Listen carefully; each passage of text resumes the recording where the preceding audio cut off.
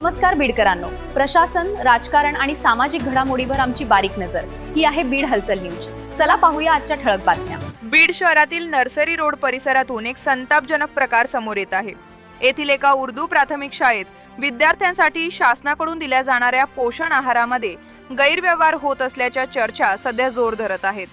मिळालेल्या माहितीनुसार विद्यार्थ्यांना दिला जाणारा तांदूळ आणि डाळ यांचे नियमानुसार वाटप होत नसल्याचे आरोप आहेत.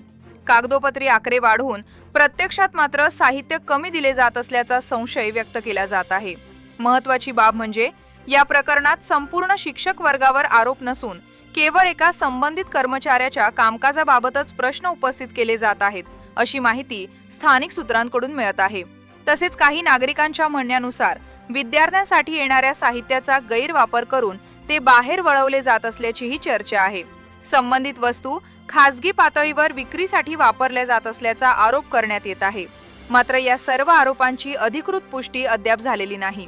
या प्रकारामुळे परिसरात खळबळ उडाली असून पालकांमध्ये तीव्र नाराजी पसरली आहे. विद्यार्थ्यांच्या हक्काच्या अन्नावर डल्ला मारणं हे गंभीर प्रकरण आहे. प्रशासनाने तातडीने लक्ष घालून सखोल चौकशी करावी, अशी मागणी संतप्त पालकांकडून करण्यात येत आहे. आता या प्रकरणी संबंधित विभाग काय कारवाई करतो याकडे सर्वांचे लक्ष लागले आहे.